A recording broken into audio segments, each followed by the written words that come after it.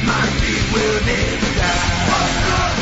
right, y'all, welcome back to Anti-War Radio. It's Chaos 92.7 FM in Austin, Texas. I'm Scott Horton, and our next guest is my first guest. When I first started the weekend interview show here on Chaos Radio in 2003, the first guy I interviewed was Alan Bock, senior editorial writer at the Orange County Register and author of the column Eye on the Empire for antiwar.com. Welcome back to the show, Alan. Thank you very much, Scott. Good to be here. Well, it's good to have you here. How are you doing? I'm doing better than the country is, so what the heck? Better than the country is. Well, I guess relatively speaking, that means at least you're all right or something. Yeah. Okay, good. I guess that could mean that you're in dire straits and you really need a hand, but you're still better off than America. Well, it could be that. Yeah, all right. No, okay. You sound like you're okay to me. In fact, I'm very all right. Yeah, there you go. Hey, listen, one of the reasons that why I've always loved your column so much is because you're such an optimistic guy. And you've been one of the most skeptical at antiwar.com about the possibility of war with Iran for quite a long time now. And your current essay on our page is called Will the U.S. Attack Iran? Weighing all the recent hype from all the different directions as it's been coming out over the last couple of weeks, and weighing the possibility of whether there will be a war with Iran. What's your basic gut instinct on this question as of today, Alan? I still think it's unlikely, but you can never underestimate the irrationality of the Bush administration. How's that? Well, that's pretty fair. I think it's pretty clear that the Cheney cabal is still pushing for it. Elliot Abrams and Dick Cheney apparently still want this thing. But I guess the question is... That seems to be the case. Yeah. The interesting thing is that it seems to be mostly the military that's pushing back. Yeah, that is interesting. Aren't they the ones, the standing army, the ones we're supposed to be the most afraid of, that they will go and find things to do, and that's why it's so great we have civilian supremacy over the military to prevent them from going wild? Well... You know, it's a good theory, and in a lot of cases it worked. But you know, the military, I think, is upset over a lot of things. For starters, the war in Iraq is really, it's an open question whether the army is really hollowed out or whether it's salvageable. And the military leaders know this very well. They know it much better than almost anybody else. But with, extended tours, stop loss, so that people who were, scheduled to come to the end of their stint in the Army are told, sorry, you can't. There was this little bit of small print in the contract. We can keep you as long as we want. Reducing morale. You've got all kinds of mid-level officers that would normally you'd expect to sign up in a fairly large numbers for another stint with the Army have decided, nope, 2-3 tours in Iraq, getting shot at and hated. I think that's enough. And it is people like Mike McConnell seem to be leading the charge against it. We thought, oh no, Admiral Fallon is gone. Now what do we have? Well, we got the chairman of the Joint Chiefs of Staff apparently agrees with Admiral Fallon and is willing to come out publicly and say so, as he did last week. Mm-hmm. I mean, pretty strong words from him, right? Not very good, because, they have to, top brass can be arrogant and, sort of blind to what's going on down at the lower ranks, but they have to be, at least, they have some concern about the long-term health of their institutions. And those institutions are particularly the Army. If you want to put boots on the ground, where are you going to find them? They've done... lowered the standards for recruiting, done about everything they can short of a draft to keep the Iraq War from totally destroying the Army. They've got a problem, plus all the equipment that's going to have to be replaced over the next several years, assuming we don't get sensible and decide to adopt a non-interventionist foreign policy. Well, yeah, then we wouldn't have to replace them at all. We could just, as Ron Paul told the Washington Post, we could defend this country with a couple of good submarines, which I think is my favorite Ron Paul quote of all time, actually. I like that spin. Most people would leave out unless, we just don't replace the tanks, which would be okay. Most people don't have that at the end there. But most of the talk is not about putting boots on the ground in Iran. It's about doing airstrikes and destroying their nuclear facilities and their Quds Force bases and things like that. Maybe bomb them for a week or two. What do you think? we know less about Iran than we knew about Iraq before we decided to do that invasion. But there are some things that we do know. It's a bigger country. It's got a bigger military. And insofar as they have nuclear facilities, we know that most of them are buried deep underground. And we're pretty darn sure that there are facilities that we don't know about. So you can go ahead and bomb nuclear facilities, but, that could be replaced. That could, delay, if they're really interested in getting a bomb, which I still think is an open question. If they're still interested in that, it will delay them for, half a dozen years maybe? How is that a long-term anti-proliferation policy? Well, it doesn't seem like one. You look at the example in Iraq, which I guess is the best example. In 1981, the Israelis bombed the Osirak nuclear facility there, which was safeguarded by the IAEA. And it was after that Saddam Hussein said, wow, I better make an underground nuclear weapons program in order to, keep things like that from happening again. Mm-hmm. And it was only then that he tried to make nuclear weapons, not that he ever got very close, but still. But still, by the time of the first Gulf War, what they did discover is that he was closer than anyone had any notion that he was. Right. That the weapons program was more advanced than any of the Western intelligence agencies had figured. Right, and this was a policy that hadn't begun until the Israelis had bombed their above-board, safeguarded IAEA nuclear facility there at Osirak. And beyond that, Iran rattled its missile sabers yesterday, which ought to be a reminder. They can close the Strait of Hormuz and put a chokehold on the world's oil supply, or at least on a great portion of it. They have either total control or tremendous influence over Hamas in the Gaza Strip and over Hezbollah in Lebanon. They can use those proxies to create all kinds of trouble for the United States, Israel, and the Sunni Arab countries as well. Mm-hmm. And Muqtada al-Sadr has said multiple times that if America bombs Iran, his guys will go back to war in Iraq. And in the American conservative magazine, William S. Lynn quoted Abdul Aziz al-Hakim, who's basically the power behind the throne of Nouri al-Maliki at the Supreme Islamic Council. And he's, I guess, basically the real commander of the Badr Corps. And he has also said, I think the quote was, "We will do our duty in the event of an American war with Iran," which means take Iran's side. Mm-hmm. So that would be. And again, there's some controversy over to what extent Iran has been aiding the Shiite militias or actually sending people into Iraq to kill or harass Americans. But it seems pretty clear that they've done that to some extent, and they certainly have the capacity to increase that activity. And how can you not be sure that they would? So you would end up with a whole lot more American casualties in Iraq. And what seems to be almost a situation where we're on the verge of, if there were an inclination in the U.S. government to do so, that we could declare victory and start to leave. Because we've got Maliki saying, be a pretty good idea to have a timetable for withdrawal for this status of forces agreement, wouldn't it? And, the Bush administration, sort of views a timetable sort of like kryptonite and recoils in horror from the idea. But what we've got is an Iraqi government that is increasingly impatient with the American presence and increasingly thinking they're able to sort of handle things on their own. They may be right, they may be wrong. But one of the top American commanders in the papers today just said that, he expects Iraqi troops to be able to handle almost everything by early 2009. Well, we've heard that before, but still, you're right that this would be a great opportunity to say, you know what, Maliki, you're right. We did win. Congratulations, pal. You're the dictator of Iraq. Now let's all get the hell out of here. No, the democratic leader of Iraq. Pardon me. On, yeah, that's what I meant. We've got to keep the pretense up. Right, that's right. That's what al-Dawa has always been about. Democracy. As long as they win, I guess. Yeah. But here's the other thing, though. America's already at war with Iran by way of financial measures and, as Andrew Coburn and Brian Ross and Seymour Hersh have reported, covert action inside Iran.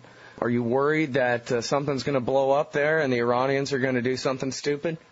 A little bit, yeah. Yeah, that could happen.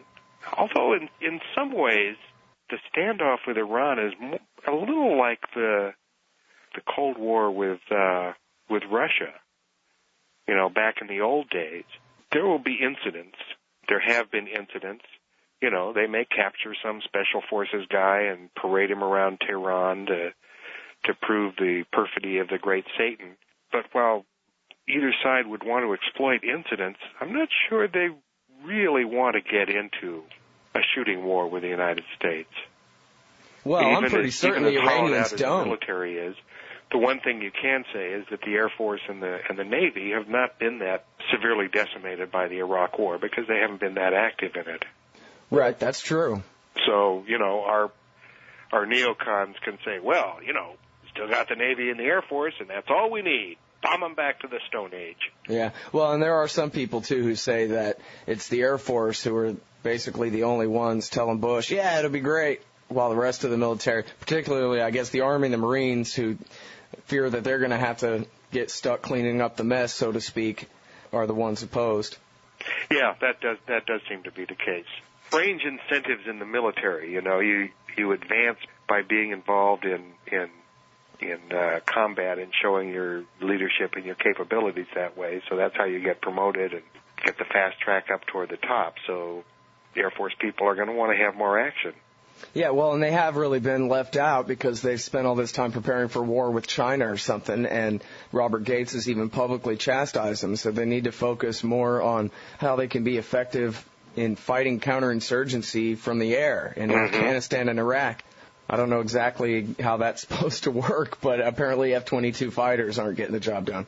And it is true. When the Cold War ended, it seemed not to affect the whole military procurement situation at all. Right. They were still on track to keep on getting, aircraft carriers and fighter bombers and long range airplanes. Submarines too. Yeah, and they just kept on acquiring the same kind of stuff they'd been acquiring all through the Cold War. Yeah, the F-22 was designed in like 86 or something, right? Yeah. To celebrate Top Gun's success at the box office, I guess. Well, now, tell me this, though, man. There's someone very wise who I talk politics with often who says to me, look, and he's been saying this for years, too, Alan, a president with an approval rating in the low 30s or worse cannot start a war. He just can't. His popularity is too low. He's got no mandate.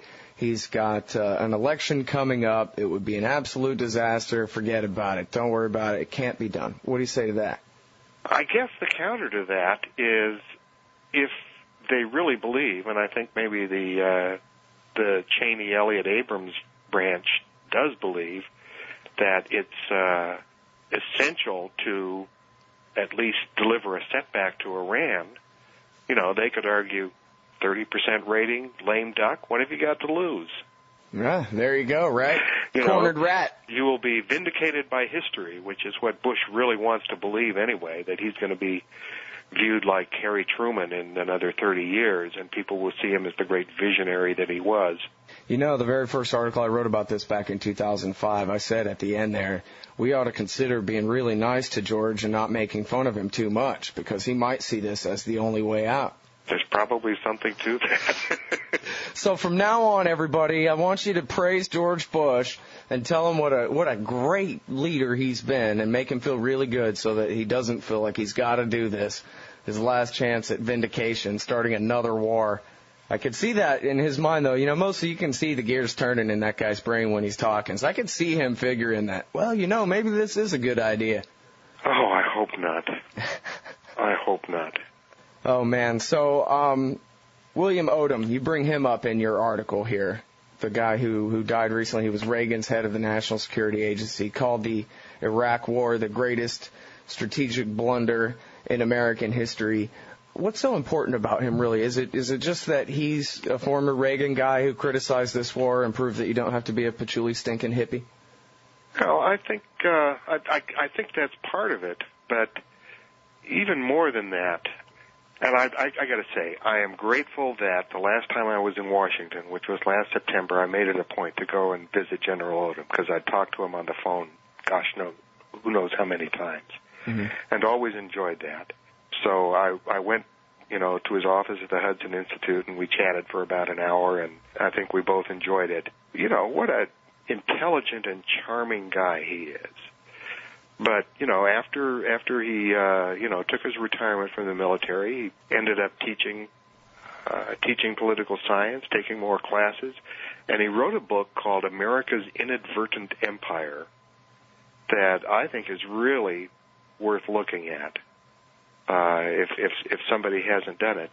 He's not entirely against the idea of us having a bit of an empire, but, he says if you're going to have one, you can't do stupid things like starting wars that are going to predictably put you in a position of occupying a country where most of the people there want to kill you. This is not the way to run an empire. Right. Well, I think that's pretty clear. That seems to really be the emphasis of the Obama campaign, too, is we got to shore this thing up or it's going to fall down. Mm-hmm. We're driving too close to the edge here. We got to scale it back just a little bit so that we can keep it forever. But Bill Odom, to me, he was just an honest guy who called things the way he saw them, and his pension was safe. He had a nice sinecure at the Hudson Institute, and he didn't have to worry about whether somebody was going to push him out of a job or not. It doesn't really take that much courage to do that, but in fact, the people that do that are pretty rare. Most people sort of stick with the tribe they came in with, and don't stick their head up above to for fear that it might get lopped off. And he was a smart and a brave man, I would say. Well, and the Hudson Institute probably doesn't pay nearly as well as if he had gone and gotten a job working for Northrop Grumman or something like that, which is what most retired generals do. Well, probably not. But, he didn't have to worry. But, a lot of people that don't have to worry about their economic future still are conformists and stick with convention and don't want to stir up any trouble. Yeah, they're worried about their cocktail party future, not their financial future. And, I just thought Bill Odom had a lot of integrity, and that's a rarer commodity in these United States than it should be.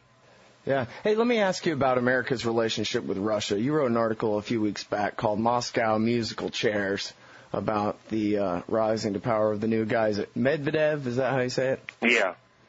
And or maybe it's Medvedev, something like that. Yeah, well, me and my Russian, Anyway, so what do you think? It seems like American-Russian relations have deteriorated quite a bit. They're supposed to be, I remember the end of the Cold War and this great new future with us and the Russians. We're going to be friends forever now, and isn't it great that the Cold War's over without ever turning hot and all that kind of thing, and the wall came down, and the Scorpions wrote a cheesy song about it, and everybody loved it, and yet it seems like we're not such good friends with the Russians here in 2008. No, although it's interesting that Bush and Medvedev seemed to get along personally at the G8 meeting earlier this week. But then, people can get along personally and still be adversaries. Does Bush have a Russia policy? Do we have a Russia policy? I don't think we do, except to irritate them from time to time. Mm-hmm. The chief example of that has been the expansion of NATO. With the collapse of the communist regime in Russia, NATO really had no reason to be anymore. But of course, an institution like that, which is a huge sinecure for all the overpaid people that work in its headquarters, is not going to go out of existence without a fight. But there was no serious proposal even to phase it out. But in fact, it had no reason to exist anymore. But instead of just sort of leaving it as a bunch of bureaucrats in Brussels, we decided, well, we have to expand it, and expanding it to include the Czech Republic and Poland, and proposing that as Bush did, that Georgia and Ukraine be involved in it. obviously that was going to antagonize Russia.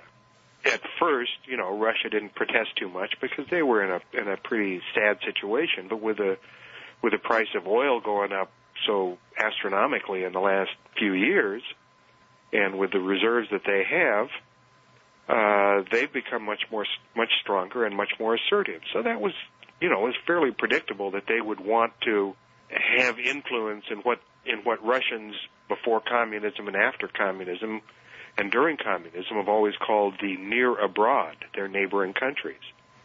And to see the United States, and to a lesser extent the European Union, pushing to have more and more influence in those countries, obviously is going to get them a little bit paranoid. Well, I'm no statesman, Alan, but I'm trying to figure out why not just be friends with them and have as friendly trade relations as possible, and rather than compete with them over, which pipeline goes which direction or whatever, just all get along and make money. What the hell's the problem?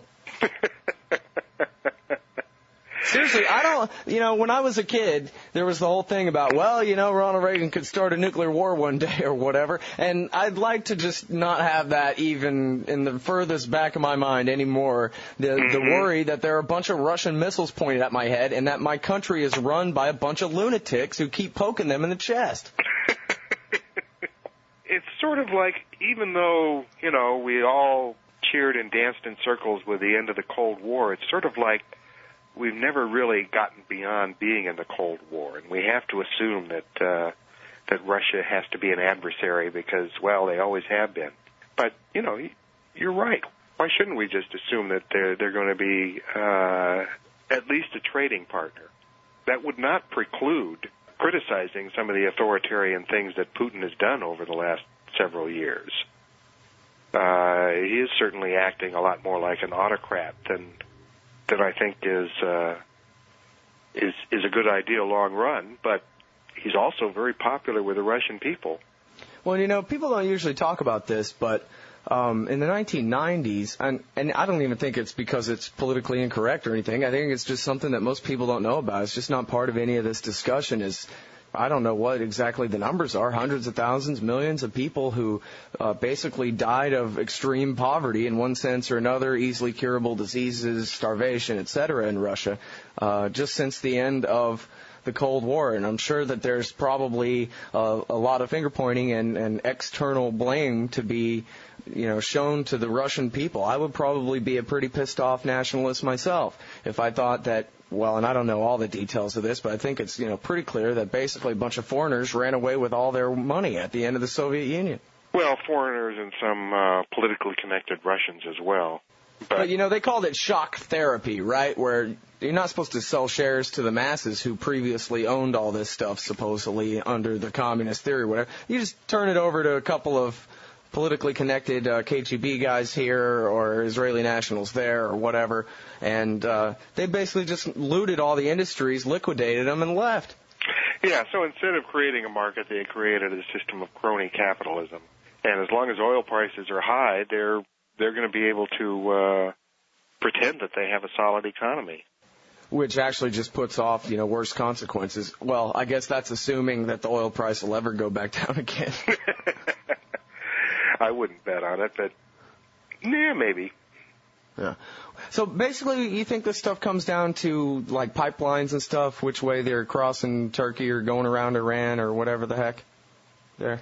That's a good deal of it, but there's also, the idea of Russian national pride, which from one sense is, totally irrational that anyone should have get their self-esteem from the fact that their country can kick somebody's ass.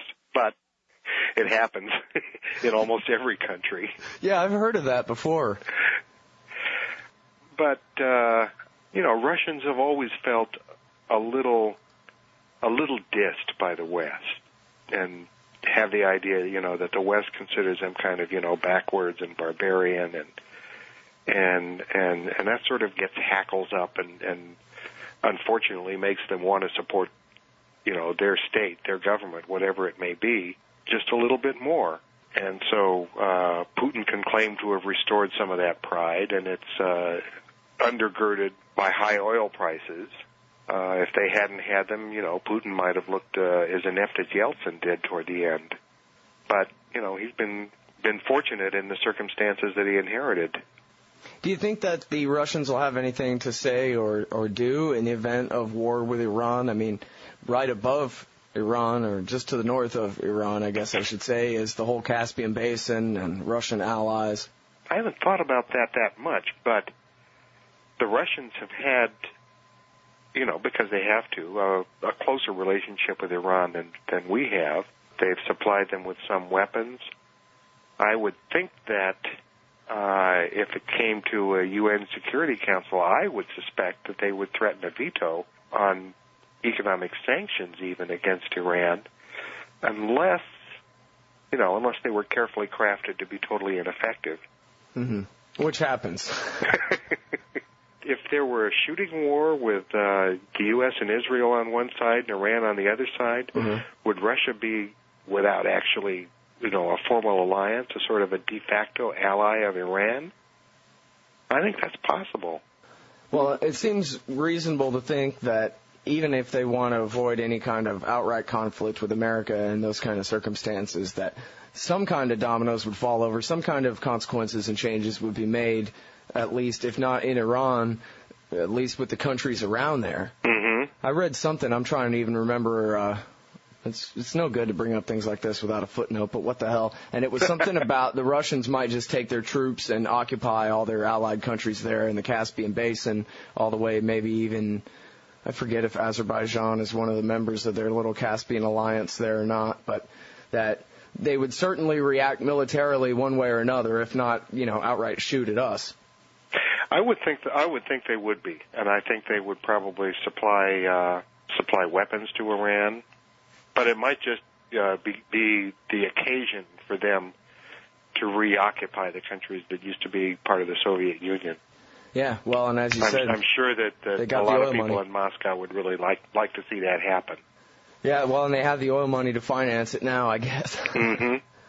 Well, so as far as their economic policies there, is the money just being wasted like in the old Soviet system where it's such crony capitalism that nobody's making any real, proper investments on price, that it's all kind of just artificial from all the oil money coming in?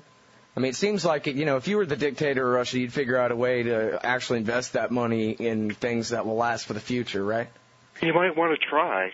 I think it's probably not quite as wasteful as the communist system was. It'd be hard to compete with that. But still, fascism isn't that much more efficient than communism, is it? Not that much more, no. Getting the trains to run on time is a fairly trivial achievement. Yeah, and in fact, I think I read somewhere that anybody who tells you that the trains ran on time in Italy under Mussolini is full of it. They didn't live there, I did, and those trains never ran on time. So there's your last excuse for fascism. And that's probably true. Yeah. All right, well, okay, as far as Iran, back to Iran here real quick, which I guess we're still on Iran, right, only in terms of Russia, but anyway, more on Iran again. Oh, and this includes Russia, too. They're part of the P5+1, the Security Council, the permanent members of the Security Council, plus Germany. And apparently, Alan, Bush has backed down a little bit, and they've made an offer toward the Iranians that they could have some talks about having some talks one day, if only the Iranians will quit expanding their uranium enrichment, which is maybe even a full half step back from the demand of unconditional surrender before any talks take place. Mm-hmm.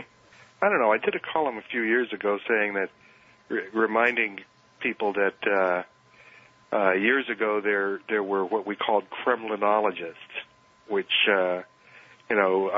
scholars and academics in the West who tried to study the various public signs that could be seen about what was going on behind the scenes in the Kremlin, and would draw very great conclusions out of who was in which order at a reviewing stand of a military parade, etc. And to some extent, we have to study our own government that way because it's so secretive. It's very hard to know what's going on with it. It really is like that, isn't it? trying to guess, well, what's Robert Gates' real position versus Dick Cheney? Is he just, a supplicant and he's playing good cop, or is he really trying to thwart Cheney's will here? And where does Condoleezza Rice come down? She sure sounds like a liar on TV. We all just have to guess. So it really is tough to figure out what our government's intentions are. Yeah, it really does seem that way. Well, I guess we can be sure that they want to keep killing Africans for the time being. Barack Obama seems to have an entire list of African countries that need our help. And, of course, John McCain has promised to invade the Sudan once he gets power. The war continues, the proxy war, I guess, continues to rage in Somalia. Any hope for the future of that poor continent under American rule?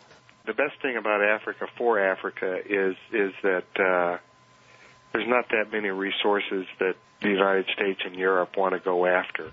Yeah, there's some oil here and there, and the Chinese apparently have some interest in some of the resources.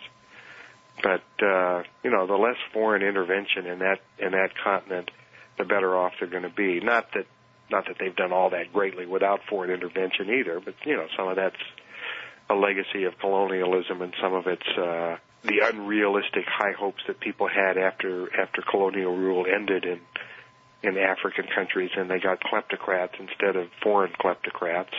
But Africa should be grateful that it isn't seen as strategically significant in the great geopolitical games. Yeah, great luck on their part, except I guess in the Horn of Africa there, you mentioned oil here and there. One of those places is Somalia. Yeah. And we have a proxy war there since December 2006, which, of course, goes unreported in American media, but people die there every day. The tragic thing about Somalia is the UN and various other international agencies have tried to get a good, proper nation-state put together, on the Western European model. And it didn't work. And, when they were almost completely decentralized and by modern standards didn't have a proper central government, they were actually starting to recover a little bit. Yeah, the Islamic Courts Union, I don't know anybody who would argue that that's, the best way to rule this society or anything like that, but best I can tell about them, if we disregard the three men, the literally 1, 2, 3 men wanted for questioning the suspects in the Africa embassy bombings, if you take their so-called presence, if they ever even existed, out of the situation, you look at just the Islamic Courts Union, it was basically the uncles and the grandfathers in the neighborhoods got together and made a deal that they would be the decision makers, and they decided on a somewhat decentralized system, but it really did seem to come from the ground up. It seemed like a very natural order kind of thing, and the problem was they had the word Islamic in the name. And I'm sure they weren't, the most open and loving government in the world, but there's not too many of those. And what they did seem to do was at least stop the fighting until we started it again. And they recognize that in these traditional tribal societies, there are tribal customs. They haven't brought shiny new buildings and tremendous economic progress, but they have at least kept a semblance of peace for centuries and centuries. And so you need to respect those kinds of traditions. Yeah. Instead, we overthrow them. If you're going to have a functioning society in a country like that, whereas the UN and the West seem to just want to come in and build top down, start a government that's just like every other government, without any particular interest in, respect for, or knowledge about the long traditions of the country. Mm-hmm. Well, there's 700,000 refugees as of right now living on the road on the way out of Somalia, or on the way out of Mogadishu, I mean to say. And they say tens of thousands of people have been killed, no end in sight. And it's exactly what you say. The UN and the U.S. created a government, a central government over in Ethiopia, and they decided they would come in and install it. And it's been an absolute disaster. I wonder when, as and if, the notion that diplomats and military people in Washington and London and Paris and Moscow know so much better how other countries should be run and are obliged to intervene because they're so ignorant and backward, how much longer that fantasyland belief can persist. it's been more resilient than I would have expected, I must admit. Yeah, well, reality is attacking it from all angles, as Gareth Porter wrote about Petraeus' Iran fantasies in Counterpunch last week. Look out, propaganda line. Here comes a bunch of truth, and yet the propaganda line really holds up well against facts, it seems like. No matter what it is. I don't know. The desire to believe is strong. You know here's what it's gonna take, Alan. Everybody in the libertarian movement is going to have their own TV show. And that's the only way to change it. You've got to take over the TV box. Okay. All right, go. I would go for that. Yeah, somebody give me a show. I'll show up and do it. Yeah, I would too. Although I got to say, this is really the best of all worlds I have going now. Too, just to get the ratings up. All right, everybody, that's Alan Bock. He's a senior editorial writer at the Orange County Register, America's libertarian newspaper. And he writes Eye on the Empire for antiwar.com. He's the author of Ambush at Ruby Ridge. Great book. Pissed me off. And also The Politics of Medical Marijuana. Thanks very much for your time today, Alan. Oh, thanks so much for thinking about me, Scott, and keep it up. All right. Thanks, man. Take care.